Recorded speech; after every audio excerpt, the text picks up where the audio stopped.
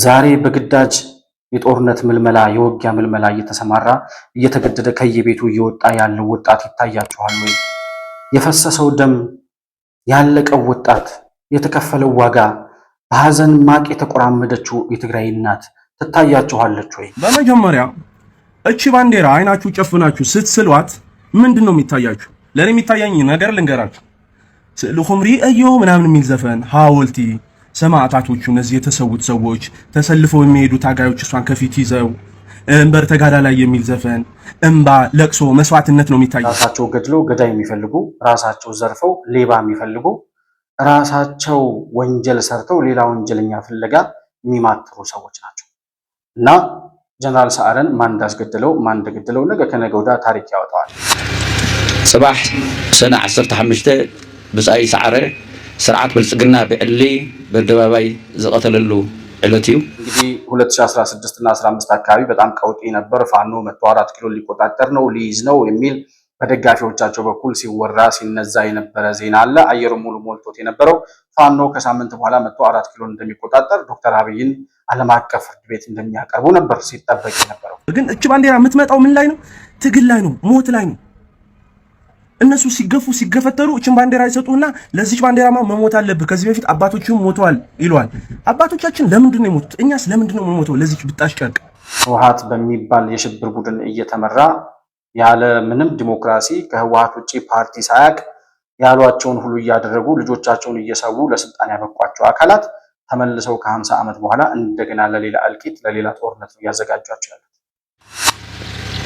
ናይቲ ዘመኑ ቴክኖሎጂ ዘፍረዮም ዕጥቅታት ተዓጢቆም ከጥፉና በቲ ዝኸውና ናይ ደገን ናይ ውሽጥን ዓበይቲ ሓይልታት መኪትና እቲ ሽዑ ተፈጢሩ ዝነበረ ተጋሩ ናይ መጥፋእ አሰላልፋታት ብትንትን አቢልና ከጎኑ የተለዩትን ሰዎች አይታችሁ ከሆነ ሻዕቢያም ሆነ የአማራው ሸኔ ወይም የኦሮሚያው ሸኔ አሉ ለመባል የማይበቁ እንኳንስ ለማገዝ ቀርቶ ለራሳቸው መቆም የማይችሉ መሬት የከዳቸው ድኩማኖች ሆነዋል። እችን ባንዲራ ማንነትህ ናት፣ ለዚህ ባንዲራ ትሰዋለህ፣ እሷን ከፊት ይዘህ ሙትልኝ ሲሉ ለትግራይ ሙት እያሉ ሳይሆን ወይ እነሱ ለራሳቸው ባንዲራ ለዘመድ አዝማዶቹ ለራሳቸው ነው። የነፃ አውጪ ፖለቲካ ሂዶ ጥፋት ሂዶ እልቂት ነው የምንለው ለዚህ ነው። ነፃ አውጭነት ፖለቲካ ፋሽን የሆነባቸው ሰዎች የትግራይ ህዝብ ከ50 ዓመት በኋላ እየከፈለ ያለው መስዋዕትነት ተመልከቱ።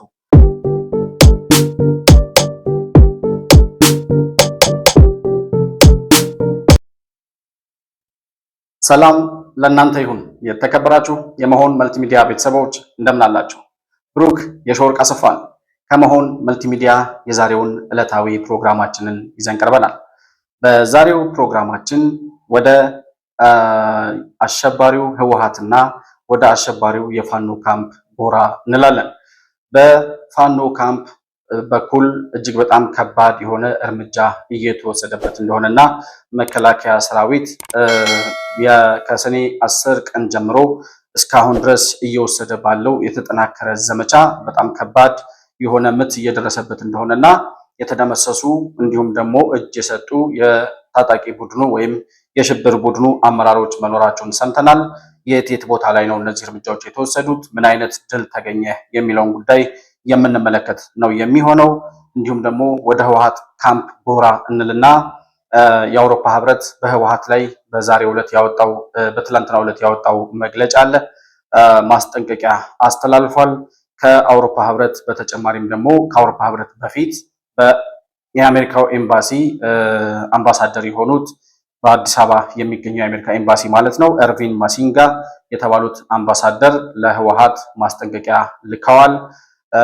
ይህንን ከማስጠንቀቂያው ተከትሎ ደግሞ ትግራይን የመጎብኘትን ፍላጎት ነበራቸው አምባሳደሩ። ነገር ግን በትግራይ ክልል ያሉ እነ ደብረጽዮን የሚመሩት የሽብር ቡድን ማለት ነው ህወሓት የሚባለው የሽብር ቡድን አምባሳደሩ ወደ ትግራይ እንዳይሄዱ ከልክለዋል። የከለከሉበት ምክንያት ምንድን ነው? የአውሮፓ ህብረትና የአሜሪካ ኤምባሲ ያስተላለፉት ማስጠንቀቂያስ ምንድን ነው የሚለውን ጉዳይ የምንመለከት ነው የሚሆነው። በአጠቃላይ በትግራይ ክልል በተለይ በወጣቶቹ ላይ እንዲሁም ደግሞ በትግራይ ህዝብ ላይ እየደረሰ ያለውና ህዝቡ እየወሰደ ያለው እርምጃ ምን ይመስላል የሚለውን ጉዳይ የምንመለከት ነው የሚሆነው። ባነሳናቸው ሀሳቦች ላይ ያላችሁን የግል አስተያየት በኮመንት መስጫው ላይ ልታሰፍሩልኝ ትችላላችሁ። መሆን መልቲሚዲያን ላይክ፣ ሰብስክራይብ እና ሼር ማድረጋችሁን አትርሱ። በሱፐር ቻት እና በሱፐር ስቲከር እንዲሁም የቻናላችን ሜምበር ወይም አባል ቤተሰብ በመሆን ድጋፍ ልታደርጉልን እንደምትችሉ ለማስታወስ እወዳለሁ። ማንኛውንም አይነት ሀሳብና አስተያየት እንዲሁም ደግሞ መረጃ ልታቀብሉን የምትፈልጉ ልታገኙን የምትፈልጉ ወዳጆቻችን ካላችሁ ደግሞ ከታች የምናስቀምጠውን ስልክ ቁጥር ተጠቅማችሁ በዋትሳፕ ብቻ ደውላችሁ ወይም መልእክት ልካችሁ ልታገኙንና መረጃውን ልታቀብሉን እንደምትችሉ እያስታወስኩኝ ከፕሮግራማችን ጋር አብራችሁ እንድትቆዩ በአክብሮት እጋብዛለሁ።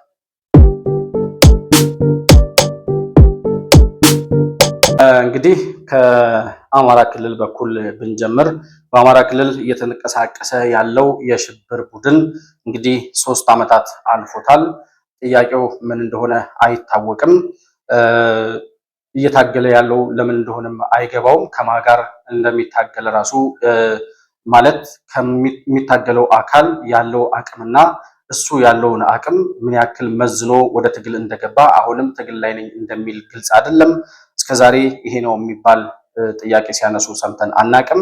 ነገር ግን የድርድር ጥያቄ ሲቀርብላቸው እነሱ የሚያወሩት እነ ዘመነ ካሴ 4 ኪሎን ካልሰጣችሁን በስተቀር አንደራደርም የሚል ምላሽ ነው የሚሰጡት። እንግዲህ 4 ኪሎን ናፍቀው ወደ በረሃ የገቡት የሽብር ቡድኖች መጨረሻቸው ወደ አስመራ መሸሽ እና ከኢሳያስ አፈወርቂ ፍርፋሪ እየተቀበሉ 74 ጥይት እየተቀበሉ የአማራ ክልል ገበሬን በየገጠሩ የሚኖረውን ማህበረሰብ እያሰቃዩ ያሉበት ሁኔታ ነው ያለው። ነገር ግን ከ3 ዓመት በፊት ጀምሮ እስከዛሬ ድረስ የዘለቀውን ሂደት ስንመለከት በጣም ብዙ ኃይሎች የታጣቂው ቡድን አባላት ወደ ሰላም የመጡበት ብዙዎቹ ደግሞ የተደመሰሱበት እንዲሁም ደግሞ ቀሪዎቹ እየተበታተኑ ያሉበት ሁኔታ ነው ያለው። እርስ በርሳቸውም የሚያደርጉት የጎንደር የጎጃም እየተባባሉ እርስ በርሳቸው የሚገዳደሉትም እንዳለ ሆኖ እስካሁን ባለው ደረጃ ራሳቸውም ህይወታቸውን አደጋ ላይ ጥለው የአካባቢውንም ማህበረሰብ አደጋ ላይ ጥለው በሚንቀሳቀሱባቸው አካባቢ ያለ ገበሬ በሰላም ወጥቶ እንዳይገባ፣ እርሻውን እንዳያርስ፣ ልጆች ትምህርት እንዳይማሩ፣ ገበሬው በስርዓት ንግዱን እንዳይነግድ ከማድረግ ባለፈ ጠብ የሚል ውጤት ሊያመጣ የሚችል ትግል እንዳልሆነ 3 ዓመት ሙሉ ቆይተን ዞር ብለን ስንመለከት የምንመለከተው ሀቅ ነው። ነገር ግን ዛሬም ይፎክራሉ። ዛሬም እነ ዘመነ ካሴ ይፎክራሉ። 2016 15 አካባቢ ነው የጀመሩት። እንግዲህ 2016 እና 15 አካባቢ በጣም ቀውጢ ነበር። ፋኖ መጥቶ 4 ኪሎ ሊቆጣጠር ነው ሊይዝ ነው የሚል በደጋፊዎቻቸው በኩል ሲወራ ሲነዛ የነበረ ዜና አለ። አየሩ ሙሉ ሞልቶት የነበረው ፋኖ ከሳምንት በኋላ መጥቶ 4 ኪሎ እንደሚቆጣጠር ዶክተር አብይን ዓለም አቀፍ ፍርድ ቤት እንደሚያቀርቡ ነበር ሲጠበቅ የነበረው። እንኳን አይደለም ዶክተር አብይን ከስልጣን አውርዶ 4 ኪሎ መግባት አይደለም ከ3 ዓመት በፊት ሲመሰረቱ ወይም ትግሉን ሲጀምሩ ከነበሩበት ቦታ 4 ኪሎ ሜትር ፈቅ ሳይሉ 4 ኪሎ እንደናፈቃቸው ዛሬም በአይናቸው ላይ ውል እንዳለ አሉ። የሆነ ሆኖ እነዚህን የሽብር ቡድኖች ደግሞ ከ2015 ጀምሮ ሲዋሿቸው የነበረውን ውሸት እውነት ነው ብለው የሚቀበሉ 2017 ትግሉን እናጠናቀቀዋለን ብለው ሲምሉላቸው አሜን ብለው የተቀበሉ ዛሬም ምርጫ አይደረግም፣ ምርጫ የሚባል ነገር የለም፣ ህዝቡ በመንግስት ላይ አምጿል፣ ትንሽ ነገር ነው የሚፈልገው፣ ህዝባዊ እምቢተኝነት ይቀጣጠላል፣ 4 ኪሎ እንገባለን እያሉ ሲፎክሩ ዛሬም ድረስ አዎ ልክ ነው ብለው የሚቀበሉ ፈጣሪ አእምሯቸውን እንዳይጠቀሙ የከለከላቸው ወይም ሰይጣን ማሰቢያቸውን የነጠቃቸው ሰዎች በደጋፊነት ጎራ አሉ። ዛሬ የሚሏቸውን ሁሉ እየተቀበሉ ዛሬም ይመጣሉ እያሉ በተስፋ የሚጠብቁ ሰዎች ስላሉ እነ ዘመነ ካሴም እየዋሹ ይቀጥላሉ። ነገር ግን እነሱ እውነታውን ያውቁታል። የትም ሊንቀሳቀሱ እንዳልቻሉና ትግል የሚሉት ትግል ምናልባት እርስ በርሳቸው ከራሳቸው እብሪት ጋር ከራሳቸው አእምሮት ጋር 4 ኪሎ ናፍቆት ጋር የሚያደርጉት ትግል ካልሆነ በስተቀር ይሄ ነው የሚባል ለውጥ ሊያመጣ የሚችል ትግል እያደረጉ እንዳልሆነ ማህበረሰቡም ገብቶታል፣ እነሱም ራሳቸው ገብቷቸዋል። ነገር ግን በደም የተጨማለቁ በወንጀል የሰከሩ ሰዎች ስለሆኑ ወደ ሰላም ቢመጡም በሽግግር ፍትህ እንኳን ቢሆን መጠየቃቸው ስለማይቀር እንዲሁም ደግሞ በዝርፊያ እና በቅሚያ ሀብት ያካበቱ ሰዎች ስለሆኑ ያን ሀብታቸውን ማጣት ስለማይፈልጉ ወደ ሰላም አይመጡም እንጂ ነገሩ ወደ መጨረሻው መቃረቡንና ከዚህ በኋላ ምንም ጠብ የሚል ነገር እንደሌለ የኢትዮጵያ ሕዝብ የአማራ ክልል ሕዝብ በምርጫ ወቅት ግንቦት 24 ወጥቶ በአደባባይ ለጽንፈኞች ቦታ የለኝም ከጽንፈኞች ጋር ከነፃ አውጪ ነኝ ባይ ጋር ህብረት የለኝም ብሎ በአደባባይ ከመሰከረበት ዕለት በኋላ የእነዚህ ሰዎች መቃብር ተቆፍሮ እየጠበቃቸው እንደሆነ ማረጋገጫ ማህተም ነው። ይህንኑ ተከትሎ እንግዲህ ከምርጫው ማግስት ጀምሮ የመከላከያ ሰራዊት በተለያዩ የአማራ ክልል አካባቢዎች ላይ ኦፕሬሽን ጀምሯል። የምስራቅ እዝ የተባለው የመከላከያ ሰራዊት እዝ ነው። በተለያዩ የአማራ ክልል ከተሞች በተለይም ደግሞ በምዕራብ ጎጃም እና በደቡብ ጎንደር አካባቢ፣ በጎጃም የተለያዩ ቦታዎች እንዲሁም በጎንደር የተለያዩ አካባቢዎች ላይ ከፍተኛ የሆነ የተቀናጀ ኦፕሬሽን እየወሰደ ነው። ይሄ ኦፕሬሽን ያተኮረው የአሸባሪው ቡድን አመራሮች ማነው የአሸባሪው ቡድን እንትን ናቸው፣ ዞን ናቸው፣ ወይም ደግሞ ቤዝ ናቸው፣ መከማቻው ናቸው፣ ስልጠና ማዕከላት ናቸው፣ የሚቀመጥበት አካባቢ ነው፣ እዚህ አካባቢ ነው መኖሪያው ተብሎ በሚታወቅባቸው አካባቢዎች የዚህ የሽብር ቡድን ቤዝ የሆኑ ቦታዎችን እና የጦር መሳሪያ ማከማቻ ናቸው የተባሉ ቦታዎችን እስካሉበት ድረስ እየገቡ የኢትዮጵያ መከላከያ ሰራዊት አባላት ሸለቆ ለሸለቆ ተራራ ለተራራ እየገቡ እስካሉበት ጉድጓድና ሸጥ ድረስ እየገቡ እርምጃ እየወሰዱባቸው እንደሆነ ሰምተናል። እርምጃ ብቻ ሳይሆን የተመዘገቡ ድሎችም አሉ። የምስራቅ እዝ ኮር አዛዦች በመከላከያ ሰራዊት ኦፊሻል ፔጅ ላይ የተለጠፈ መረጃ ነው የምነግራችሁ። እነዚህ የምስራቅ እዝን የሚመሩት ኮር አዛዦች የመጀመሪያው ብርጋዴር ጀነራል አዲሱ መሐመድ ይባላሉ። ሁለተኛው ብርጋዴር ጀነራል መሐመድ መላኩ ገላነህ ይባላሉ። ሶስተኛው ምክትል አዛዥ ናቸው፣ ኮሎኔል ልጅ አለም ምትኩ ይባላሉ። እነዚህ ሶስት የመከላከያ ሰራዊት አመራሮች ናቸው በአካባቢው እየተወሰደ ያለውን እርምጃ በተቀናጀ መልኩ እየወሰዱ ያሉት ማለት ነው። በጎጃምና በደቡብ ጎንደር ዞን በተወሰደ ኦፕሬሽን በጎጃምና በደቡብ ጎንደር ዞኖች አካባቢ በተወሰደ ኦፕሬሽን ወደ 230 የሚሆኑ የጽንፈኛው ቡድን አባላትና አመራሮች ተደምስሰዋል። 230 የሚሆኑ የጽንፈኛው ቡድን አመራሮች መደምሰሳቸውን ከዚህ ከመከላከያ ሰራዊት ፔጅ በኩል ያገኘነው መረጃ ያስረዳል። ይሄ እርምጃ መወሰድ የጀመረው ከሰኔ 10 እስከ 16 ድረስ ባሉት ቀናት በተወሰደ እርምጃ ሰኔ 10 2018 እስከ ሰኔ 16 ድረስ በተወሰደ እርምጃ በሰሜን ጎጃም፣ በምዕራብ ጎጃም፣ በአዊ ብሔረሰብ አስተዳደር እና በደቡብ ጎንደር ዞኖች ባደረገው ከፍተኛ ምንጠራ ማለት ያሉበት ጫካ ድረስ ያሉበት ሼጥና ሸለቆ ድረስ እየወረዱ በጣም ከፍተኛ መስዋዕትነትን መከላከያ ሰራዊቱ እየከፈለ ሀገርን ለማዳን ከሚገባው በላይ ዋጋ እየከፈለ ያለበት ሁኔታ ነው ያለው። በዚህ በተወሰደው እርምጃ የተማረኩ የጦር መሳሪያዎች አሉ። እንዲሁም የተለያዩ በርካታ የጦር መሳሪያዎችና ተተኳሾችን መከላከያ ሰራዊት ከነዚህ የሽብር ቡድኖች መማረክ ችሏል ማለት ነው። የተለያዩ ቁሳቁሶችም እንዲሁም የሎጂስቲክስ ንብረቶች ማለት ካምፓቸው አካባቢ ቤዛቸው አካባቢ ስለሆነ ምንጠራው እየተደረገ ያለው ያከማቿቸውን ንብረቶች ወይም ደግሞ ሎጂስቲኮች በአጠቃላይ የተማረኩበት ሁኔታ ነው ያለው። በእነሱ አጠራር እንግዲህ ከተደመሰሱ የቡድኑ አመራሮች መካከል በሽብር ቡድኑ አጠራር ሻለቃ አዛዦች እያሉ ከሚጠሯቸው የቡድኑ ሻለቃ አዛዦች ናቸው ተብለው ከሚታወቁ ሰዎች መካከል የሻለቃ አዛዥ ጌታቸው አያና፣ የሻለቃ አዛዥ እርቂሁን ታመነ፣ የሻለቃ አዛዥ አለሙ ሞላ፣ የሻለቃ አዛዥ ምህረት ጥላሁን፣ የሻለቃ አዛዥ አበበ አስናቀው እና የሻለቃ አዛዥ ሆነ ጌትነት የሚባሉት አካላት ይገኙበታል።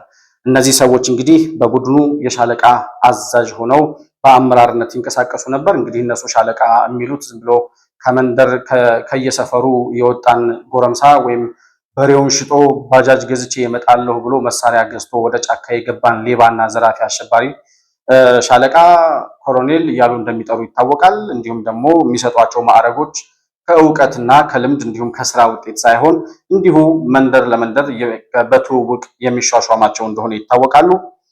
ነገር ግን እነዚህ አሁን የጠራሁላቸው ሰዎች በቡድኑ የታጣቂዎች ቡድን አመራሮች ሆነው የተለያዩ ትዕዛዞችን የሚሰጡ ጦሩን የሚመሩ ወይም ታጣቂዎችን የሚመሩ ሰዎች ናቸው። በሻለቃ አዛዥ ደረጃ ያሉ ሰዎች ናቸው።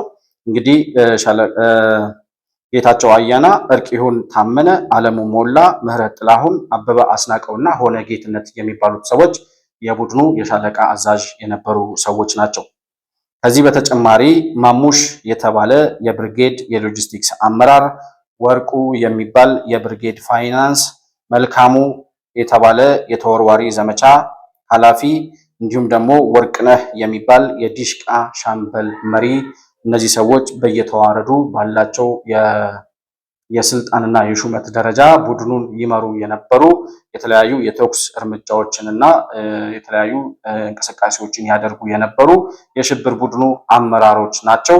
መከላከያ ሰራዊት በወሰደው ከባድና ወሳኝ እርምጃ ይሄ ድል ተመዝግቧል። ይሄ ድል የተመዘገበው ከሰኔ 10 እስከ 16 ድረስ ብቻ በነበሩት 6 ቀናት በተወሰደ የተቀናጀ እርምጃ የተገኘ ድል ነው። እስከ ዛሬ ድረስ ቀጥሏል። እርምጃው በተቀናጀ መልኩ ይሄ የሽብር ቡድን ያለበት ቦታ ድረስ የገባበት ሸለቆ ድረስ ገብቶ የማጥፋት ዘመቻው በመከላከያ ሰራዊት በኩል ቀጥሏል። በጣም በሚያስደስት ሁኔታ የክልሉ የጸጥታ ኃይሎች እና የአካባቢው ነዋሪዎች ይሄ የሽብር ቡድን የመሸገበትን ቤዝ አድርጎ የያዘውን የተደበቀበትንና የጦር መሳሪያ ያከማቸባቸውን ቦታዎች የክልሉ የጸጥታ ኃይሎች፣ ሚሊሻዎች እና የተለያዩ የአድማ ብተና ኃላፊዎች እና አባላት እንዲሁም የአካባቢው ነዋሪዎች መረጃ ለመከላከያ ሰራዊት በማቀበል የበኩላቸውን አስተዋጽኦ ማበረከታቸውንና መከላከያ ሰራዊትም ለዚህ ላበረከቱት አስተዋጽኦ ምስጋና ሊቸራቸው ይገባል ብሏል። እኛም ይሄን የሽብር ቡድን እስከ መጨረሻው ድረስ ደምስሶ ለማጥፋት ከመከላከያ ሰራዊት ጎን ከመቆም ውጪ አማራጭ የለንም እና ይህንን ህዝቡም ማህበረሰቡ የአካባቢው ነዋሪም እንዲሁም ደግሞ በተለያዩ የጸጥታ መዋቅር በመንግስት መዋቅር ውስጥ ያሉ የመንግስት ኃላፊዎች ከመከላከያ ሰራዊቱ ጋር በጋራ በመሆን ይህን የሽብር ቡድን የሚጠፋበትን በተለይ ቀኜ የውስጥ አርበኛ የሚባሉ ሰዎችን በየመንግስት መስሪያ ቤቱ በየወረዳው በየዞኑ ያሉ የስራ ባልደረቦቻቸው ከማጋ ማን ምን እንደሚሰራ ይታወቃልና ኢትዮጵያን የሚፈልጉ የአማራ ህዝብ ስቃይ እየገባቸው እነዚህን ሰዎች የሚያውቁ ለመከላከያ ሰራዊት አሳልፈው የመስጠት ስራቸውን ሊሰሩ ይገባል የሚለው መልእክት ለማስተላለፍ እንወዳለን። መከላከያ ሰራዊት እየወሰደ ላለው ከፍተኛ እርምጃ ግን እንደ አንድ ኢትዮጵያዊ እንዲሁም እንደ ሚዲያ አባል ላቅ ያለ ምስጋና ልናቀርብ እንወዳለን። ኢትዮጵያ የቀጠለችው በእናንተ መስዋዕትነት ነው። እኛ ተኝተን የምናድረው እናንተ በረሃ ላይ ተኝታችሁልን ነው። እኛ በህይወት የምንኖረው እናንተ ህይወታችሁን ለውጣችሁ ሰጥታችሁን ነውና በኢትዮጵያ ስም እናመሰግናለን። ምንም እንኳን ለከፈላችሁት ውለታ ምስጋና በቂ ባይሆንም ከዚህ በላይ ልንሰጣችሁ የምንችለው ህይወቱን ለሰጠ ሰው ሊሰጥ የሚችል ነገር ስለሌለ በኢትዮጵያዊነት ስም ኢትዮጵያ ውለታችሁን አታጠፋም፣ እኛም ውለታችሁን አናጠፋም። የኢትዮጵያ መከላከያ ሰራዊት አባላትን ስንዘክር እንደምንኖር በዚህ አጋጣሚ ቃል ለመግባት እንወዳለን። እያደረጋችሁ ያላችሁት ነገር በጣም መልካም ነው። በርቱ፣ ከጎናችሁ ነን። እኛም በሚዲያው ዘርፍ እየተዋጋን ነው ያለነውና በርቱ ለማለት እንወዳለን። ይሄ የሽብር ቡድን በዚህ ሁኔታ መከላከያ ሰራዊት እርምጃውን በቀጠለበት ሁኔታ የተወሰኑ ምናልባት በወራት የሚቆጠሩ ጊዜያቶች እንጂ ከዚያ ያለፈ እድሜ እንደማይኖረው ይጠበቃል። መከላከያ ሰራዊት የሚወስደውን እርምጃ የአካባቢው ነዋሪ፣ ሁሉም ማህበረሰብ፣ መላው ኢትዮጵያዊ ከጎን ሆኖ ሊተባበርና ሊያግዝ ይገባል በሚችለው አቅም ሁሉ የሚለው መልእክት ማስተላለፍ እንፈልጋለን። እንግዲህ ወደ ቲፒኤልኤፍ ካምፕ በኩል ደግሞ ጎራ ስንል ያው ቲፒኤልኤፍ ወደ ህወሓት ጎራ ስንዘልቅ የምናገኘው ህገወጥነትን፣ ከህግ በላይ የመሆን ፍላጎትን፣ ዘረኝነትን፣ አምባገነንነትን እና ጥላቻና የዘር ፖለቲካን ብቻ ነው የምናገኘው። ከዛ ውጪ የተለየ መረጃ አግኝተን አናቅም። ዛሬም በዛው የሽብር እንቅስቃሴ የቀጠለው የህወሓት ቡድን ኦሉሴጉን ኦባሳንጆ ወደ ትግራይ ሂደው ባለፈው የፕሪቶሪያውን ስምምነት በበላይነት በኃላፊነት የመሩት የናይጄሪያው የቀድሞ ፕሬዚዳንት ጀነራል ኦሉሴጉን ኦባሳንጆ ባለፈው ወደ ትግራይ ሂደው ማስጠንቀቂያ ሰጥተዋቸው መመለሳቸውን እናስታውሳለን። ነገር ግን እነሱ ኦባሳንጆ ወደ ትግራይ ሲሄዱ እውቅና ተሰጠን፣ ይሄው መጥተው ከኛ ጋር ተነጋግረው ተመልሰው ይሄዱ ብለው ሲፎክሩ ነበረ። ይሄ እውቅና አይደለም፣ የመጡት ማስጠንቀቂያ ሊሰጧቸው ነው። ያፈረሳችሁትን በፕሪቶሪያው ስምምነት የተደራጀውን ጊዜያዊ አስተዳደር መልሱ፣ ካልሆነ መጥፊያችሁ ተቃርበዋል የሚል ማስጠንቀቂያ ይዘውላችሁ ነው የመጡት። ይሄን እናውቃለን። ስለዚህ የተባላችሁትን ይልቅ ተግባራዊ ብታደርጉ የተወሰነ ጊዜም ቢሆን ህይወታችሁን ማትረፍ ትችላላችሁ ብለን ስንናገር እነሱ በእብሪት ሰክረው ስለነበር የመስማት ዓላማም ፍላጎትም አልነበራቸውም። ከዚያ ተከትሎ እንግዲህ ኦሉሴጉን ኦባሳንጆ ወደዚህ ወደ አዲስ አበባ ተመልሰው ከመጡ በኋላ እምቢተኝነታቸውን አሁንም በእምቢተኝነታቸው መቀጠላቸውን አሁንም የትግራይን ህዝብ እንደ ሆስቴጅ ይዘው ተፈናቃዮችን እንደ ሆስቴጅ ይዘው በትግራይ ህዝብ ስም እየማሉ እየተገዘቱ ለሌላ ጦርነት እየተዘጋጁ መሆናቸውን ሪፖርት አድርገዋል። ኦሉሴጉን ኦባሳንጆ ለአፍሪካ ህብረት፣ ለአሜሪካ፣ ለአውሮፓ ህብረት፣ ለሚመለከታቸው አካላት በሙሉ ለኢትዮጵያ ፌዴራል መንግስት ጭምር የሰሙትን የተነገራቸውን ሪፖርት አድርገዋል። ይሄን እምቢተኝነታቸውን የሰማችው አሜሪካ የኦሉሴጉን ኦባሳንጆን ሪፖርት ተቀብላ በህወሓት ጽንፈኛ አመራሮች ላይ ጦርነት እያወጁ ባሉ አሁንም የትግራይን ልጆች የትግራይን ወጣቶች ወደ ጦርነት ለመማገድ እየታገሉ ላሉ የሽብር ቡድኑ አባላት የጉዞ እገዳ ወይም የቪዛ ክልከላ ማድረጓን እናስታውሳለን። አሜሪካ ያን እርምጃ ስትወስድ ቪዛ ምን ያደርግልናል፣ ወደ አሜሪካ የመሄድ ፍላጎት የለንም አይነት ነገር ሊሳለቁ የሞከሩ እንደነ አማኑኤል አሰፋ እንደሚባሉ አይነት የደብረጽዮን ምክትል የሆነው ሰውዬ ማለት ነው። እንደዛ አይነት መሳለቅ ሊሳለቁ ሞክረው ነበረ። የነሱ ደጋፊ ሚዲያዎችም እነ ጀዋር መሐመድም ምንም ለውጥ እንደማያመጣ ሲፎክሩላቸው ነበረ። ነገር ግን ይሄ የቪዛ ክልከላ ብቻ አይደለም። እናንተ አሜሪካ ሄዳችሁ አይደለም ጉዳዩ። ይሄ ይዞት የሚመጣው ሌላ መዘዝ አለ። ይልቅ የተባላችሁትን ብትሰሙ ይሻላል ብለን ስንመክር ነበር። መስማት አልቻሉም። ስለዚህ አሁን የአሜሪካን መንግስት ተከትሎ የአሜሪካ የአውሮፓ ህብረት በትላንትናው ዕለት ማስጠንቀቂያ አውጥቷል፣ ለህወሓት ማለት ነው። ለቲፒኤልኤፍ የወጣው አጠር ያለ እንዲሁም ወሳኝ የሆነች ፍሬ ያለው መልእክት ብቻ የተላለፈበት መግለጫ ነው። እዚህ ላይ እንደምትመለከቱት ይሄ የአውሮፓ ህብረት ለህወሓት ያወጣው ማስጠንቀቂያ ነው።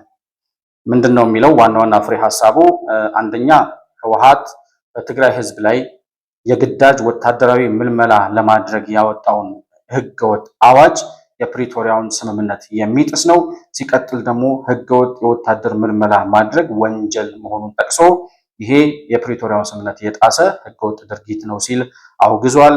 በሁለተኛ ደረጃ የቀድሞው ቲፒኤልኤፍ ነው የሚሉት እነሱ የቀድሞው ቲፒኤልኤፍ ትይዩ ክልላዊ ምክር ቤት ማቋቋሙ ወይም ደግሞ የነበረውን የፕሪቶሪያውን ጊዜያዊ አስተዳደር አፍርሶ የዛን ተመሳሳይ የሆነ 2013 ዓ.ም ወደ ጦርነት ይዞን የገባውን ጊዜያዊ የትግራይ ክልል አስተዳደር በዶክተር ደብረጽዮን የሚመራውን ያንን የትግራይ ክልል አስተዳደር ወደ አስተዳደር ቦታው መመለሱና የፕሪቶሪያውን ጊዜያዊ አስተዳደር ማፍረሱ ህገወጥ ነው ወይም ደግሞ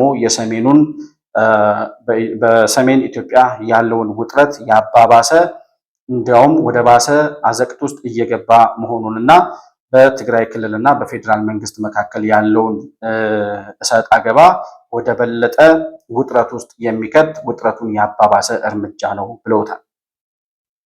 በመጨረሻም የአውሮፓ ህብረት ኦሉሴጉን ኦባሳንጆ የፕሪቶሪያውን ስምምነት የመሩት ኦሉሴጉን ኦባሳንጆ በትግራይ ክልልና በፌዴራል መንግስት መካከል ለማምጣት እየታገሉ ያሉትን የሰላም ጥረት ሰላም ለመፍጠር ሰላም ለማውረድ ነገሮች በሰላም በንግግር በውይይት እንዲፈቱ እያደረጉ ያሉትን አካሄድ እንደግፋለን፣ እናደንቃለን ሲል የአውሮፓ ህብረት መግለጫ ወይም ማስጠንቀቂያ አውጥቷል። ከዚህ በፊት አሜሪካ ያንን የጉዞ እገዳ ስታደርግ አሁን ሌሎቹም ሀገራት ሌሎቹም የአውሮፓ ህብረትን የመሳሰሉ ተቋማት እንደሚከተሉ ስንናገር ነበረ። እነሱ ግን ስለ ምርጫ ሲያወሩ ነበር። ጭራሽ ምርጫው ተቀባይነት የለውም እና አሜሪካ አልተቀበሉትም አይነት ነገር ፉከራ ላይ ነበሩ። እየታየ ያለው መሬት ላይ ያለው ሀቅ ግን ከዛሬ 5 ዓመት በፊት ህወሓት 2013 ዓ.ም ሰሜን እዝን አጥቅቶ ወደ ጦርነት ሲንገባ የአውሮፓ ህብረት፣ አሜሪካ፣ እነ WHO ምን ያልተሰማራብናል ያኔ እነ ዩናይትድ ኔሽን ምን ጠርተን የምንተወው አካል የለም እኮ በ2013 ዓ.ም በኢትዮጵያ መንግስት ላይ ጫና ለማድረግ ይወጡ የነበሩ ማዕቀቦች፣ የተላለፉ የነበሩ ማስጠንቀቂያዎች፣ ይደወሉ የነበሩ የስልክ ማስፈራሪያዎች በጣም ብዙና ከፍተኛ ነበሩ። አውሮፓም አሜሪካም የተለያዩ ታላላቅ የዓለም ተቋማትም ከህወሓት ጎን ነበሩ። ምክንያቱም ህወሓት ጉዳይ አስፈጻሚያቸው ነበር።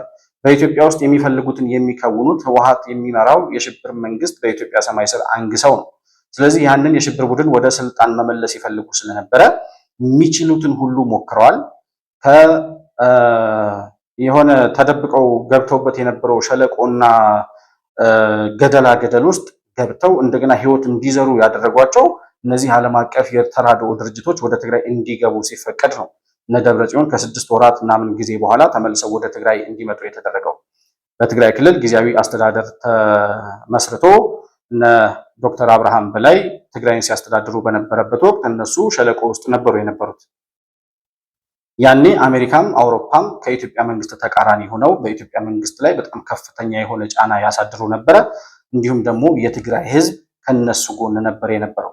ወጣቱ በሙሉ ዩኒቨርሲቲ ትምህርቱን እያቋረጠ ከተለያየ ከተማ ወደ ጦርነት እየሄደ እየገባ የህልውና ጦርነት ነው ትግራይን ለማጥፋት የመጣ አካል አለ የሚል ውዥንብር ውስጥ ስላስገቧቸው በጣም ብዙ ድጋፍ ነበራቸው። የዲያስፖራ ድጋፍ ነበራቸው። የዓለም አቀፍ ተቋማትና የዓለም ሀያላን ሀገራት በሙሉ ከነሱ ጎን ነበሩ። ዛሬ ያ የነበረው እውነት ተገልብጦ እነዚያ ከህወሓት ጎን የነበሩ ዓለም አቀፍ ተቋማትና ሀያላን ሀገራት ከኢትዮጵያ መንግስት ጎን የቆሙበት የትግራይ ህዝብ ይሄን አሸባሪ ቡድን አሸባሪ መሆኑን ያወቀበት ተከባሃል ልትጠፋ ነው ሲሉት የነበረው ማንም ሊያጠፋው የመጣ አካል እንዳልነበረና በከንቱ የእነሱን ስልጣን ለማስቀጠል የከፈሉት መስዋዕትነት እንደሆነ ገብቷቸው ወጣቱ በሙሉ ዛሬ እናንተው ራሳችሁ ተዋጉ ጦርነት ከለኮሳችሁ ብሎ ትቷቸው ወደ መሀል ሀገር እየመጣ ነው ያለው። ዓለም አቀፉ ማህበረሰብ ዲያስፖራው፣ የትግራይ ተወላጆች የሆኑ ዲያስፖራዎች ከድተዋቸዋል። ዛሬ ማንም የሚሰማቸው የለም። ነገር ግን አሁንም የአውሮፓ ህብረትንም ማስጠንቀቂያ ይቀበላሉ የሚል እምነት የለንም። ምክንያቱም እነዚህ ሰዎች እስካልጠፉ ድረስ ሽብርና ግርግር ከኢትዮጵያ ሰማይ ስር ስለማይጠፋ ማለት ነው። ከአውሮፓ ህብረት መግለጫ በፊት የአሜሪካ ኤምባሲ በአዲስ አበባ አምባሳደር የሆኑት እርቪን ማሲንጋ የተባሉት ሰው ማስጠንቀቂያ አውጥተው ነበር። ከአውሮፓ ህብረት ጋር ተመሳሳይ የሆነ ማስጠንቀቂያ ነው። የአፍሪካ ህብረት ያቀረበውን የሰላም ጥሪ ያለምንም ቅድመ ሁኔታ እንድትቀበሉ የሚል ማስጠንቀቂያ አውጥተው ነበረ። እንዲሁም ደግሞ ሰላም እንዳይመጣ የሚሰሩ የቲፒኤልኤፍ አመራሮች ከድርጊታቸው እንዲታቀቡ እናስጠነቅቃለን ሲሉ አጠር ያለ መግለጫ ማስጠንቀቂያ አውጥተው ነበረ። እንግዲህ እርቪን ማሲንጋ በተደጋጋሚ ወደ ትግራይ ሂደዋል። ወልቃይት ጠገዴ ድረስ ሂደው ሰቲት ሁመራ ዞን ድረስ ሂደው ከነ ኮሎኔል ደመቀ ጋር መክረው ተፈናቃዮች ወደ ቀያቸው እንዲመለሱ የሚችሉትን ሁሉ ሞክረዋል። በትግራይ ክልል ሰላም እንዲመጣ እነዚህ ሰዎች ከሽብር እንቅስቃሴያቸው እንዲታቀቡ ነገሮች ወደ ሰላም ትግራይም ወደ ኮንስቲቱሽናል ኦርደር እንድትመጣ የፕሪቶሪያው ስምምነት ተግባራዊ እንዲሆን እርቪን ማሲንጋ የሚችሉትን ሁሉ ሞክረዋል። ነገር ግን በእንቢተኝነታቸው ስለቀጠሉ ይህንን የመጨረሻ ማስጠንቀቂያ አውጥተው ነበረ። ይህም ማስጠንቀቂያ ካወጡ በኋላ ወደ ትግራይ ክልል ሂደው ከነሱ ጋር የመነጋገር እቅድና ፕሮግራም ነበራቸው። ነገር ግን ወደ ትግራይ ለመሄድ እንቅስቃሴ ሲጀምሩ የህወሓት ባለስልጣናት የሴኩሪቲ ወይም የደህንነት ስጋት ስላለብን የሆነ አደጋ ቢፈጠር ኃላፊነቱን አንወስድም፣ ስለዚህ ወደኛ ለመምጣት የያዙትን ቀጠሮ ይሰርዙ ብለው እንዲሰረዝ እንዳደረጉ መረጃዎች ወጥተዋል። አሁን እርቪን ማሲንጋ ለምንድነው ወደ ትግራይ እንዳይሄዱ የፈለጉት የሚለውን ጥያቄ የሚያነሳ ሰው ካለ ኦሉሴጉን ኦባሳንጆ ትግራይ ሂደው ያለውን መረጃ ሰብስበው እንቢተኝነታቸውን በሪፖርት መልክ ይዘው መጥተው ለአውሮፓ ህብረትም ለአሜሪካም ለዓለም አቀፍ ተቋማትና ለዓለም ለሚመለከተው አካል በሙሉ መረጃውን ያስተላለፉት ኦሉሴጉን ኦባሳንጆ ናቸው። አሁንም የአሜሪካው ፕሬዚዳንት የአሜሪካው አምባሳደር ወደ ትግራይ ቢሄዱ እነዚህ ሰዎች አሁንም በእንቢተኝነታቸው እንደሚቀጥሉ ያውቁታል። ነገር ግን የፕሪቶሪያውን ስምምነት ማን እንደጣሰ ማን ምን እንዳፈረሰ ከፌዴራል መንግስት በኩል የቀረ ነገር ሳይኖር ተፈናቃዮችን ሆስቴጅ ይዘው ተቀምጠው ዲዲአር እንዳይተገበር እንቅፋት ሆነው ትጥቅ ይፍታ የተባለውን ታጣቂ እንደውም ሌላ ትጥቅ እያስታጠቁ የትግራይ ህዝብ ወደ ሰላሙ እንዳይመለስ በትግራይ ክልል ሰላማዊ የሆነ አየር ንፋስ እንዳይነፍስ በዚያ ደረጃ ሆስቴጅ አድርገው ይዘው የጊዜያዊ አስተዳደሩን በፕሪቶሪያ ስምምነት የተደራጀውን ጊዜያዊ አስተዳደር አፍርሰው ያንን ወደ ጦርነት የገባውን የዶክተር ደብረጽዮን አስተዳደር መመለሳቸውን ሁሉ እርቪን ማሲንጋ አንድ ነጥብ ሳይጎድልበት ሙሉ ለሙሉ ያውቃል። ይሄንን የሚያውቅን ሰው ትግራይ መጥቶ አንተን ሲያናግርህ ምን ብለህ ነው የምትዋሸው? እነሱ ለመዋሸት ችግር የለባቸውም። ለእነ አሜሪካም የአሜሪካ የሚመለከታቸው አካላት ነበሩ። የፕሪቶሪያ ስምምነት ላይ አሜሪካኖች በታዛቢነት ተገኝተዋል። የአውሮፓ ህብረትም ነበረ እነ ኦሉሴጉን ኦባሳንጆ በዋናነት በመሩት የድርድር ሂደት ላይ ማለት ነው። እና የፕሪቶሪያን ስምምነት አንድ በአንድ አንቀጽ በአንቀጽ መስመር በመስመር እየሄደ የቱ ነው ያልጣስነው አንቀጽ እያሉ በሚመስል ደረጃ አንድ በአንድ እያፈረሱ መሄዳቸውን እነዚህ በድርድሩ ላይ በታዛቢነት የነበሩ አካላት ያውቃሉ። እርቪን ማሲንጋ ደግሞ በተደጋጋሚ ወደ ትግራይ ሄደዋል። እየሰሩ የነበሩትን ነገር በተደጋጋሚ በመግለጫም በመልእክትም እያስተላለፉ እረፉ ሲሉ ነበረ። አንቀበልም ማለታቸውን ያውቃሉ። አሁን ወደ ትግራይ ክልል ከሄዱ የሚነግሯቸውን ነገር አንቀበልም ካሉ የመጨረሻቸው እንደሆነ ያውቁታል። ስለዚህ እሳቸው ቢሄዱም ባይሄዱም ምንም ለውጥ እንደማያመጡ ስለሚያውቁት እነሱ ከጦርነት ውጭ ሌላ ፍላጎት እንደሌላቸው ስለሚያውቁ እንዳይሄዱ ከልክለዋል ማለት ነው። እንዲያውም የጦር ጀነራሎቹ የባህላዊ ጀነራሎቹ እነ ምግበይ ምናምን የሚባሉት እነ ማንጁስ የሚባሉት ባህላዊ ጀነራሎች ከማንኛውም አካላት ጋር የዲፕሎማሲ ግንኙነት የሚባል ነገር መቆም አለበት ብለው ማገዳቸውን ሞንጆሪኖም በዚህ ደረጃ ከነሱ ጋር መቆሟን አንዳንድ መረጃዎች እየሰማን ነበረ። ስለዚህ የዲፕሎማሲ ጥረት ተግባራዊ የማይሆንበትና እንቅፋቱ ነው የቀጠሉበትን ሁኔታ ነው እየተመለከትን ያለ ነው። ይሄ ነገር የት ያደርሳቸዋል? አሁን ህወሓት እየሄደበት ያለው መንገድ ወዴት ሊያደርሰው ይችላል የሚለውን ነገር ነው እንግዲህ መቃኘት የሚያስፈልገው። ህወሓት እኔ ዶክተር ደብረጽዮንም አሁን በህወሓት ውስጥ ያሉ አመራሮችም እኔ ጭንቅላታቸው ጤነኛ ነው ወይ ብዬ ማሰብ እፈልጋለሁ። አንድ ሰው የሲሳይ አጌና ጋር ዛሬ ትላንትና በነበረው የቀጥታ ስርጭት ላይ አንድ ሰው ስልክ ደውሎ ምንድነው ምን አድርጋቸው ነው ኢትዮጵያ ለምንድነው ይሄን ያክል ኢትዮጵያን ለማፍረስ የሚሰሩት? ኢትዮጵያን ከነሱ በላይ የተጠቀመባት አካል የለም። የዘረፏት፣ እንደፈለጉ የፈነጩባት፣ የጨፈሩባት፣ ውስኪ የተራጩባት ከሚገባው በላይ ሀብቷን በዝብዘው ወደ ድህነት አረንቋ ሀገር እንድትገባ አድርገው እነሱ ግን በሀብት የናጠጡ ሰዎች ሆነው እንዲወጡ ያደረገች ሀገር ናት። ለምንድን ነው ይሄን ያክል ኢትዮጵያን ለማፍረስ እየሰሩ ያሉት ብሎ ሲጠይቅ ሰምቻለሁ። ምንድን ነው የሚፈልጉት እነዚህ ሰዎች? ምንድን ነው እያደረጉ ያሉት? አሁን እነ አሜሪካንንም የአውሮፓ ህብረትንም ማንኛውንም ዓለም አቀፍ ተቋም አንሰማም ብለው ያኔ የሰሜን ዕዝን መጥተው የኢትዮጵያ መከላከያ ሰራዊት ጦር መሳሪያን በሙሉ ተቆጣጥረው ሚሳኤሉንም ታንኩንም ይዘው በነበረበት ሰዓት ያላሸነፉትን የኢትዮጵያ መከላከያ ሰራዊት ያልጣሉትን የኢትዮጵያ መንግስት አሁን በሰለጠነ ወታደር በሰለጠነ በዘመናዊ ትጥቅ በዘመናዊ ስልጠና በዘመናዊ ስልጠና በተቀናጀ ወታደር የተደራጀውን መከላከያ ሰራዊት እናሸንፋለን ብለው እንደገና ወደ ሌላ ጦርነት መግባታቸው ብቻ አይደለም። ያኔ 1 ሚሊዮን የሚጠጉ የትግራይ ልጆችን አስጨፍጭፈው እነሱ ራሳቸው ባመኑት 600,000 የሚሆኑ የትግራይ ወጣቶች ጨርሰናል በሰሜኑ ጦርነት ብለዋል። ያኔ 600,000 የትግራይ ወጣቶችን ሰውተው ምን ጠብ የሚል ውጤት አመጡ? ምን ተገኘ በትግራይ ልጆች ደም? የትግራይ ልጆች ተሰውተው ምን ውጤት አገኛችሁ? ለምንድን ነበር መስዋዕትነቱ? ለምን ነበር ያ ሁሉ ወጣት ከእናንተ ጎን ተሰልፎ ያላችሁትን አምኖ ዋጋ የከፈለላችሁ ለምን ነበር? ዛሬ ምን ለማግኘት ይሰዋል ይሄ ወጣት? ያኔ ለምን ተሰዋ? ምን አገኘ ከዛ በኋላ? አሁን ለምን ይሰዋል ይሄ ወጣት? ምን ለማግኘት?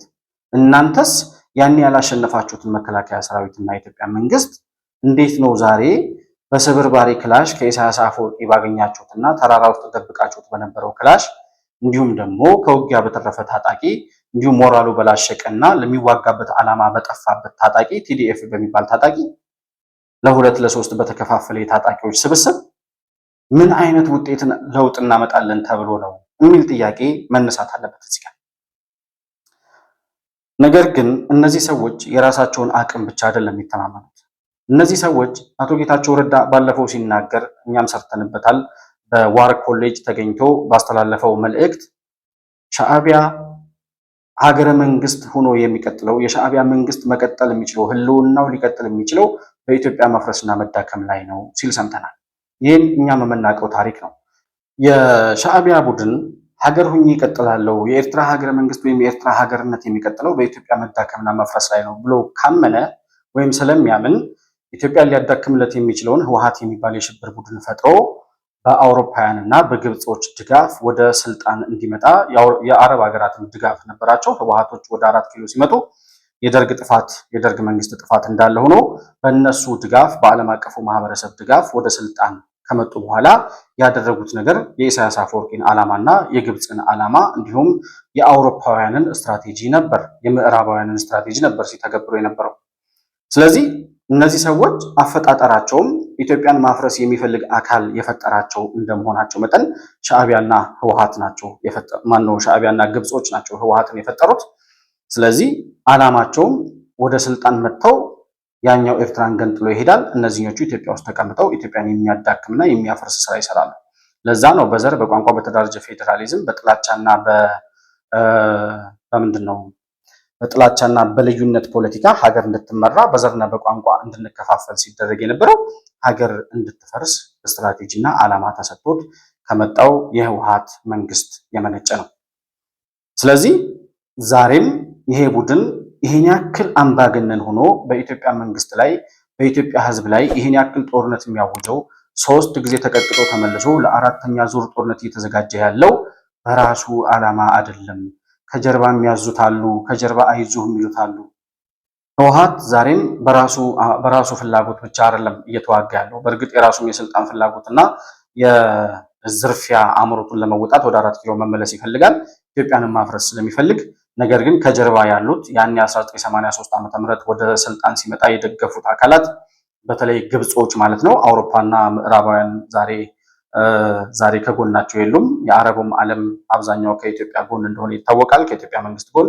ነገር ግን ግብጾች እና ሌሎች የኢትዮጵያ ታሪካዊ ጠላቶች የሚባሉ በተለይ ታጣቂዎቹ ቡድኖች እነ ሱዳን እና ሶማሌ የሚባሉት ስብርባሪ ሀገራት ለዚህ ቡድን በአይዞህ ባይነትና በጋሻ ጃግሬነት ምንም እንኳን አይዞህ ለማለት የሚበቁ ባይሆኑም ነገር ግን እያደፋፈሩ ወደ ጦርነት እያስገቡት ያሉት ወይም ዓላማና ግብ ተሰጥቶት እየተንቀሳቀሰ ያለው ከዛ በኩል እንደሆነ የሚያደርጋቸውን እንቅስቃሴዎች ስንመለከት መረዳት ይቻላል።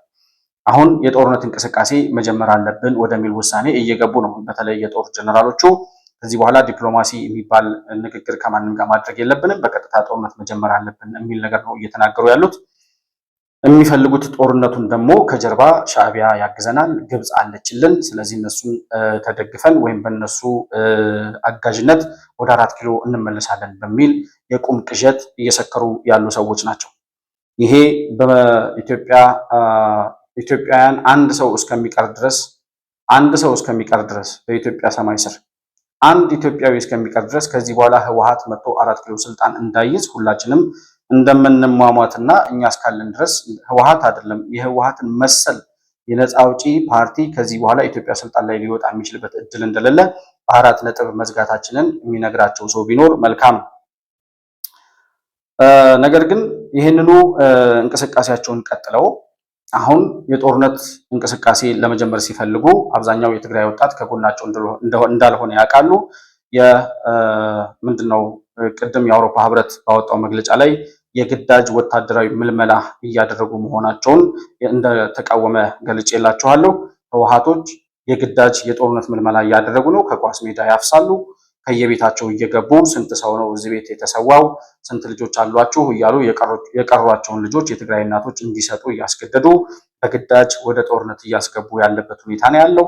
ስለዚህ ያንን የፈሩ የትግራይ ልጆች ባገኙት አማራጭ ሁሉ ወደ መሀል ሀገር ወደሚያገኙት ከትግራይ ውጪ ወደሆኑ አካባቢዎችና አጎራባች ከተሞች እየሸሹ እየወጡ ያለበት ሁኔታ ነው ያለው። ይህንን የተመለከተው ወጣቱ በሙሉ ከትግራይ እየወጣ መሆኑንና ጦርነት ከጀመራችሁ ይሄ የእናንተ ጦርነት ነው የኛ ጦርነት አይደለም እያለ ወጣቱ ጥሏቸው እየሸሸ መሆኑ የገባቸው የትግራይ ባለስልጣናት በትግራይ ክልል ትራንስፖርት ቢሮ እና የትግራይ ፖሊስ ኮሚሽን መግለጫ ወይም የእግድ ማዘዣ አውጥተዋል። ይሄ እግድ ከሰኔ 18 ጀምሮ ተግባራዊ የሚደረግ ነው ይላሉ። ከምሽቱ 12 ተኩል እስከ ንጋት 11 ሰዓት ድረስ ማንኛውም የህዝብ ማመላለሻ መኪና ህዝብ ጭኖ ብቻ ሳይሆን በዚህ በተጠቀሱ ሰዓታት ባዶንም ቢሆን የህዝብ ማመላለሻ መኪና መንቀሳቀስ አይችልም ሲሉ እገዳ አውጥተዋል። ይሄ እገዳ የሚያሳየው ነገር የትግራይ ህዝብ ከነዚህ ሰዎች ጎን አለመሆኑንና ወጣቱ ለድጋሚ ጦርነት ፈቃደኛ አለመሆኑን የሚያረጋግጥ በመሆኑ የትግራይ ወጣቶችን እንኳን ለዚህ አበቃችሁ፣ እንኳን ይሄን ለማድረግ በቃችሁ፣ እንኳን እውነቱ ገባችሁ፣ እንኳንም ይሄ አሸባሪ ገዳይ እና ዘራፊ ጨፍጫፊ ቡድን ድጋሚ የተረፉ የትግራይ ወጣቶችን እንዲገድል እና ሌሎች መስዋዕት የሚሆኑ ልጆች እንዳይኖሩ አሁንም ብቻውን በማስቀረት ደረጃ እየሰራችሁት ያላችሁት ስራ በጣም ታላቅ በመሆኑ እኛም ከጎናችሁ መሆናችን እያረጋገጥን ላደረጋችሁት ነገርና አሁንም ለምታደርጉት ተጋድሎ ግን እናመሰግናለን ለማለት እንወዳለን። ምንም እንኳን ለራስ የሚደረግ ትግል ቢሆንም እኛም እንዳንድ ኢትዮጵያዊ እናንተ የምታደርጉት ትግል የኛም ትግል ስለሆነ እኛም የምንታገለው የህወሓት የኢትዮጵያ ጠላት ነው ብለን ስለሆነ ትግላችሁ የኛም ትግል ስለሆነ አይዟችሁ፣ በርቱ። ያደረጋችሁት ነገር ትልቅ ነገር ነው።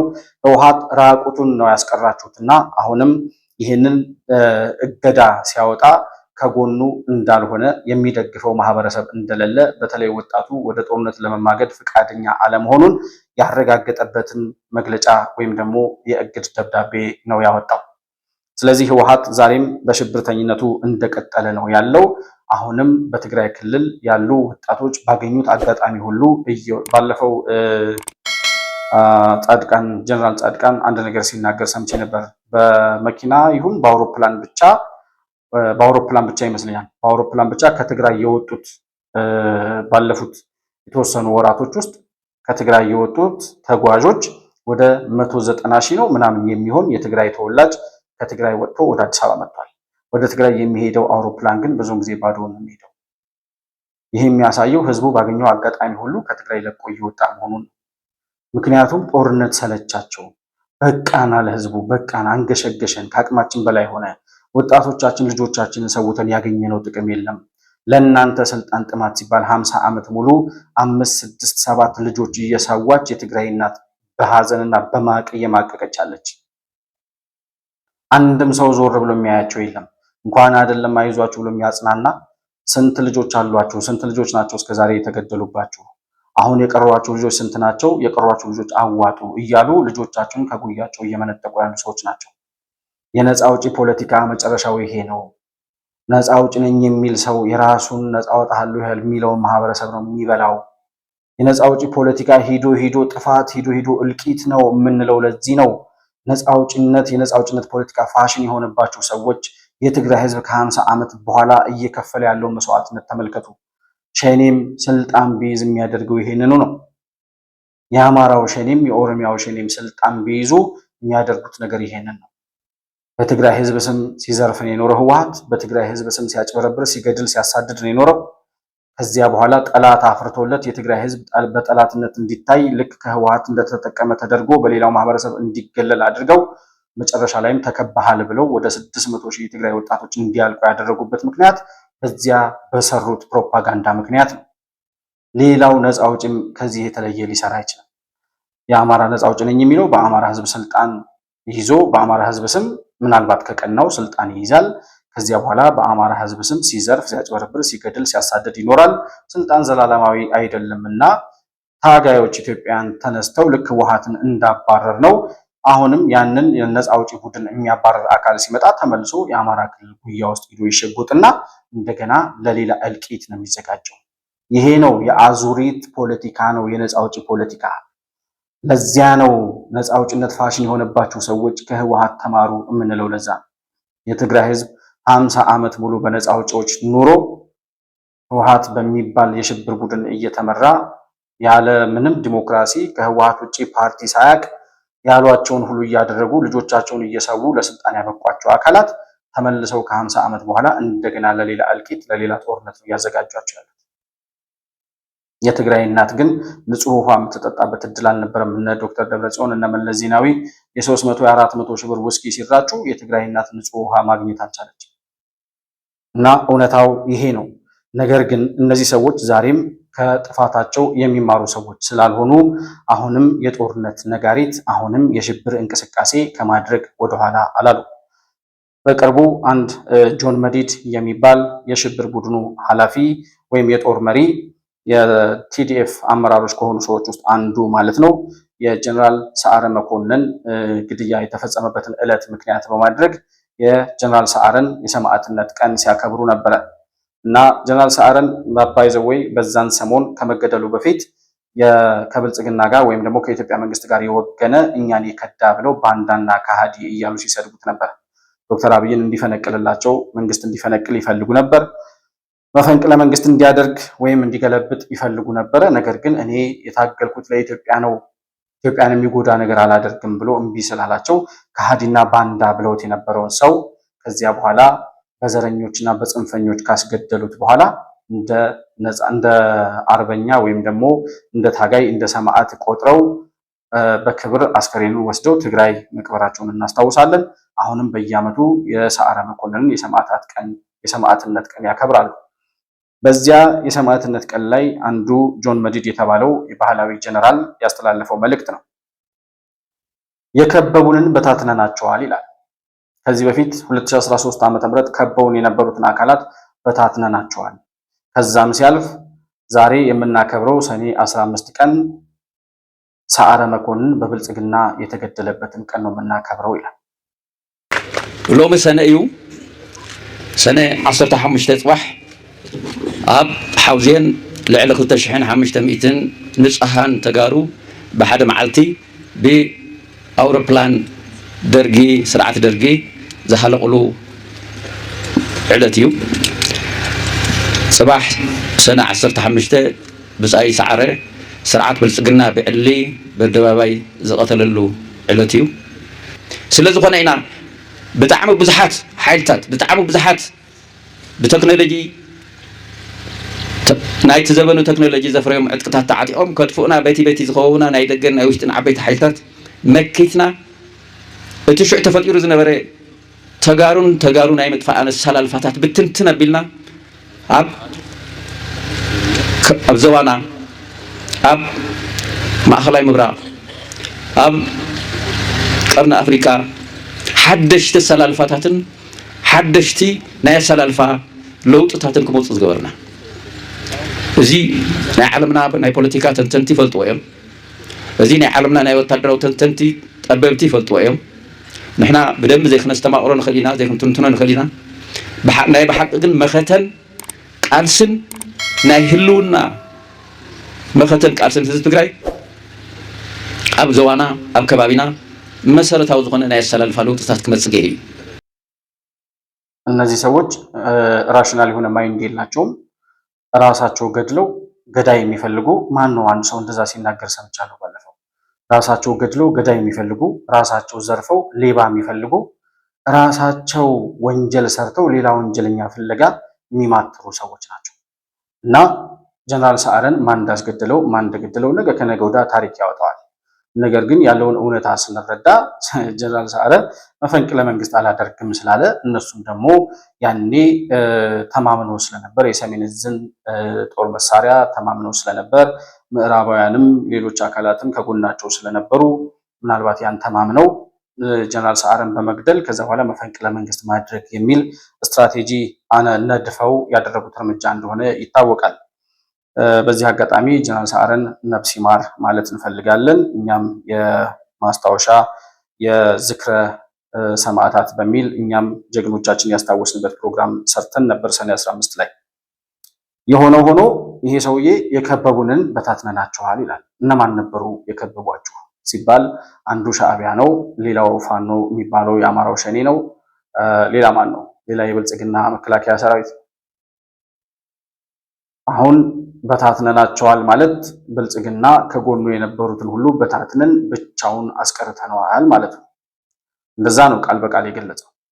እና ብልጽግና ብቻውን ቀርቷል ማለት አሁን ያኔ ሻዕቢያ ከመንግስት ጎን ነበር። ፋኖ የሚባለውም ምንም የውስጥ አጀንዳ ይዞ ቢገባም ከመንግስት ጎን ተሰልፎ ነበረ። ዛሬ ግን እነዚህ ከኛ ጎን ናቸው የሚል መልእክት ለማስተላለፍ የፈለገ ይመስላል። እናንተ ከጎናችን ናቸው የምትሏቸው ሰዎች ወይም ብልጽግናን ብቻውን አስቀርተነዋል የምትሉት ከጎኑ የተለዩትን ሰዎች አይታችሁ ከሆነ ሻዕቢያም ሆነ የአማራው ሸኔ ወይም የኦሮሚያው ሸኔ አሉ ለመባል የማይበቁ እንኳንስ ለማገዝ ቀርቶ ለራሳቸው መቆም የማይችሉ መሬት የከዳቸው ድኩማኖች ሆነዋል። እውነታው ይሄ ነው።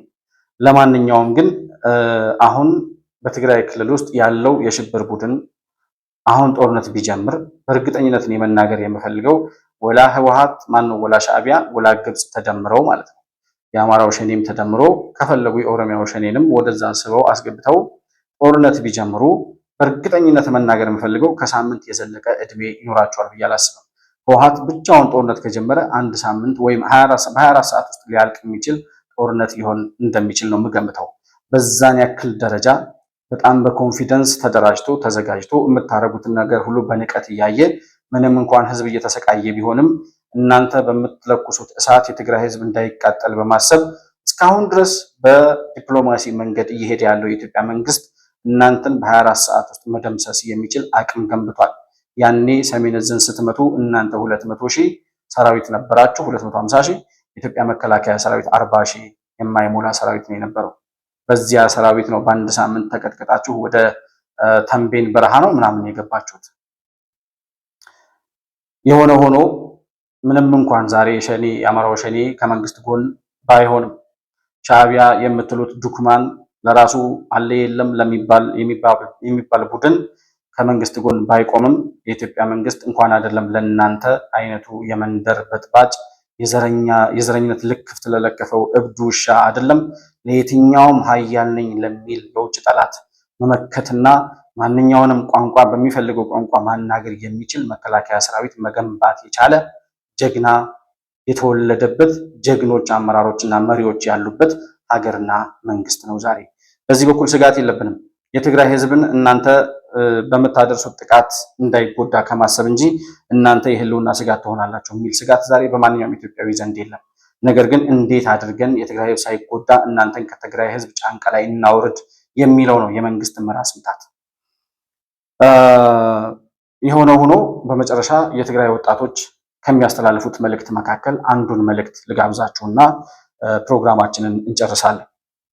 የትግራይ ወጣቶች በጣም መማረራቸውን ባገኙት አጋጣሚ ሁሉ ከትግራይ እየወጡ መሆናቸውን የተለያዩ መረጃዎችም ላይ አይታችኋል ብዬ አስባለሁ። አንድ ወጣት አለ በቲክቶክ ላይ የተለያዩ መልእክቶችን የሚያስተላልፍ ከዚህ በፊት የቲዲኤፍ አባል ሆኖ 2013 ዓ.ም ሄዶ ተዋግቷል እና ያኔ ምን ሆነን ነበር ሲል ከዚህ በፊት የሰራውን ቪዲዮ ምን ሆነን ነው ያኔ በአንድ ሳምንት እናጠናቀቀዋለን ሲሉን አምነን ሂደን የገባ ነው ምን ሆነን ነበር አእምሯችንን በሆነ ነገር አደንዝዘውት ነበር ወይ ሲል የሚጠይቅበትን ቪዲዮ ከዚህ በፊት አስተላልፌላችሁ ሰርተንበት ነበር። ለእናንተ እንድትመለከቱት አቅርበነው ነበረ። ዛሬ ደግሞ ስለ ትግራይ ክልል ባንዲራን የሚያወራው ይቺን ባንዲራ ስታዩት አይናችሁን ጨፍናችሁ ስትስሏትና ስታስቧት ምንድን ነው የሚታያችሁ ይላል ወጣት። ስለ ባንዲራው እናውራ እስቲ፣ ሼር አድርጉት ሁሉም ይሰሙ። ምክንያቱም አብዛኞቻችሁ ባለማወቅ ደብሯቸዋል፣ አንዳንድ ደግሞ አውቀው እያቀሳሰሩ ነው። በመጀመሪያ እቺ ባንዲራ አይናችሁ ጨፍናችሁ ስትስሏት ምንድን ነው የሚታያችሁ? ለኔ የሚታየኝ ነገር ልንገራችሁ። ስዕልኩም ሪአዮ ምናምን የሚል ዘፈን ሐውልቲ ሰማዕታቶቹ እነዚህ የተሰዉት ሰዎች ተሰልፈው የሚሄዱ ታጋዮች እሷን ከፊት ይዘው እንበር ተጋዳ ላይ የሚል ዘፈን እንባ፣ ለቅሶ፣ መስዋዕትነት ነው የሚታየኝ። ለእናንተስ ምንድን ነው የሚታያችሁ? ጻፉልኝ። ፋብሪካ ይታያችኋል፣ ልማት ይታያችኋል፣ እድገት ይታያችኋል። ባንዲራዋን ስታዩ ጻፉልኝ። ሲቀጥል ትርጉሟ ምንድን ነው? የባንዲራዋ ትርጉም ቀዩ ምንድን ነው? ጦሩ የቢጫ ያለው ምንድን ነው? ኮከቡ መሃል ላይ ያለው ምንድን ነው ትርጉሙ? ሌላው ሲቀጥል የትግራይ ህዝብ 50 ዓመት ነው ወይ? የትግራይ ህዝብ የሚባል ነገር ከተፈጠረ 50 ዓመቱ ነው ወይ? ለሺህ ዘመናት የነበረ ህዝብ አይደለም ወይ? ከ2000 ዓመት በፊት የሆነ ስልጣኔ የነበረው ህዝብ አይደለም ወይ? ይህ ነገር ሲምቦሊክ መደረግ የለበትም ወይ ባንዲራው ላይ ብላችሁ ነው የምታምኑት? ነገር ግን እኔ እቺን ባንዲራ እማልወዳት ልንገራችሁ። መጀመሪያ እቺን ንግግር ከመለስ ልጓስ። ባንዲራን በተመለከተ ከባንዲራው በስተጀርባ ያለው አመለካከት ይመስለኛል ወሳኝ። ጨርቁ የሚያመለክተው ነገር ይመስለኛል ወሳኝ። እዚህ ላይ እንዳለው መለስ ባንዲራዋ ሳትሆን ከጀርባዋ ስላለው መልእክት ነው። ጀርባዋ ምንድነው? እዚች ባንዲራ የዚች ባንዲራ ባለቤቶች ስብሐት ነጋና ዘመድ አዝማዶቹ ናቸው። which means አሁን ትግራይን በጭቆና በመሳሪያ ኃይል እያስተዳድሯት ያሉት ሰዎች እችን ባንዲራ ማንነትህ ናት፣ ለዚች ባንዲራ ትሰዋለህ፣ እሷን ከፊት ይዘህ ሙትልኝ ሲሉ ለትግራይ ሙት እያሉ ሳይሆን ወይ እነሱ ለራሳቸው ባንዲራ ለዘመድ አዝማዶቹ ለራሳቸው ነው። ገብቷል? ግን እች ባንዲራ የምትመጣው ምን ላይ ነው? ትግል ላይ ነው፣ ሞት ላይ ነው። እነሱ ሲገፉ ሲገፈተሩ እችን ባንዲራ ይሰጡና ለዚች ባንዲራማ መሞት አለብህ፣ ከዚህ በፊት አባቶችም ሞተዋል ይሏል። አባቶቻችን ለምንድን ነው የሞቱት? እኛስ ለምንድን ነው የምንሞተው ለዚች ብጣሽ ጨርቅ? ሲጀመር አባቶቻችሁና እናቶቻችሁን ሲጠይቁ እቺ ባንዲራ ስትደረግ ተጠይቃችኋል ወይ? ተወክላችኋለች ወይ? እቺ ባንዲራ ስትበሏቸው ማንም የተጠየቀ ሰው የለም። የሆነ ጫካ ላይ ስለዋት በቃ እቺ የትግራይ ባንዲራ ናት አሉ፣ ህዝቡን እንዲቀበል አደረጉት። ለምንድን ነው አባቶቻችን ወይ ስለተሳሳቱ እኛም በስህተት የምንቀጥለው? ተስፋ የምናይባት ባንዲራ ቢሆን ኖሮ እኮ ጥሩ ነበር። ወይ የኛ ባህል፣ ማንነት፣ ታሪክ የምትገልጽ ቢሆን ኖሮ ልንቀበላት እንችል ነበር። እኔ አሁን ዲዛይን አድርግ ባንዲራ ታዲያ ምናምን የምትሉኝ ሰዎች አላችሁ። እኔ ዲዛይነር አይደለሁም። ነገር ግን ፌስቡክ ላይ የሆነ ወዳጅ ለጥፎት ያየሁትን ባንዲራ ላሳያችሁ። ይህ ባንዲራ ይሻላል ከሆኑ ባንዲራ። ትምህርት አለው። ጥንታዊ ስልጣናችን ይገልጻል፣ ልምላሜን ይገልጻል፣ ተስፋ ይገልጻል። እንደዚህ አይነት ባንዲራ ቢሆን አይሻለንም ትላላችሁ? ሰላም ለትግራይ፣ ይመቻችሁ። ይህችን ባንዲራ ስትስሏት፣ ይህችን ባንዲራ አይናችሁን ጨፍናችሁ ስታዩ፣ ስትመለከቷትና ስታስታውሷት የሚታያችሁ ምንድን ነው? እኔ የሚታየኝ እልቂት ነው። እኔ የሚታየኝ ደም ማፍሰስ ነው። እኔ የሚታየኝ ጦርነት ነው። እኔ የሚታየኝ አጥንታችን የሚከስከስ ደማችን ይፍሰስ የሚባለው መዝሙር ነው። ከዛ ውጪ ልማት ይታያችኋል ወይ? ሰላም ይታያችኋል ወይ? እድገት ይታያችኋል ወይ? ምንድነው ይሄ ባንዲራ የሚገልጸውና የሚወክለው ነገር ምንድነው? ለትግራይ ህዝብ ይሄንን ባንዲራ ስንመለከት የምናስታውሰው ነገር ምንድነው ይላል። ይሄንን ጥያቄ ዛሬም የህወሓት ደጋፊዎቹ ነው ለሚያጨበጭቡና ለሚያሸረግዱ ሰዎች መጠየቅ እንፈልጋለን። ይህንን ባንዲራ ስታዩ፣ የትግራይ ክልልን ባንዲራ ስታዩ ምንድን ነው የሚታያችሁ? ያለቁት 600 ሺህ ወጣቶች ይታወሷችኋል ወይ? በ17 ዓመቱ ከደርግ ጋር በተደረገው ጦርነት የተሰዋው ከ60 ሺህ በላይ የትግራይ ወጣት ትዝ ይላችኋል ወይ?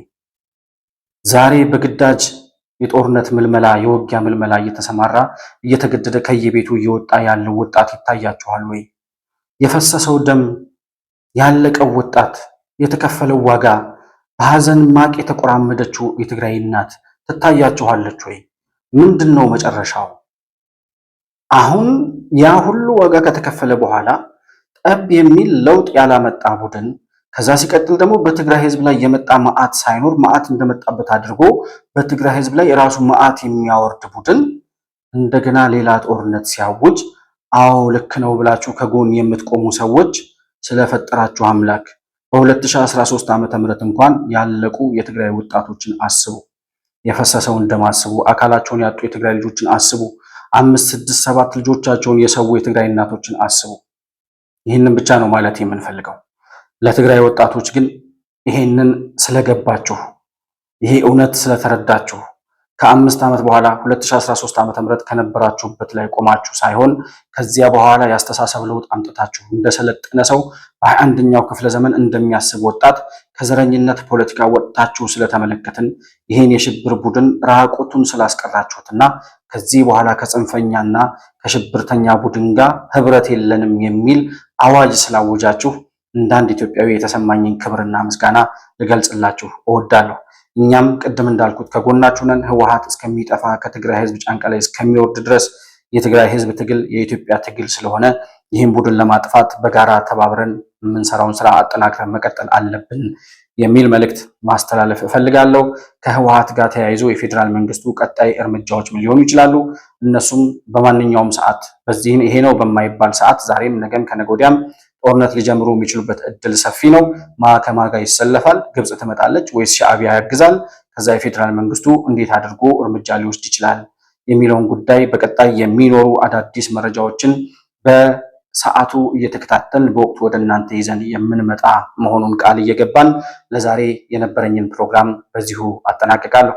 በተወያየንበት ባነሳነው ሀሳብ ላይ ያላችሁን የግል አስተያየት አሁንም በኮመንት መስጫው ላይ እንድታሰፍሩልኝ ለማስታወስ እወዳለሁ። ማንኛውንም አይነት መረጃና ሀሳብ ልታካፍሉ ለምትፈልጉ ልታገኙን የምትፈልጉ ወዳጆቻችን ደግሞ ከታች የምናስቀምጠውን የዋትሳፕ ስልክ ቁጥራችንን ተጠቅማችሁ በዋትሳፕ ብቻ ልትደውሉልን ወይም መልእክት ልትልኩልን እንደምትችሉ አሁንም ለማስታወስ እወዳለሁ።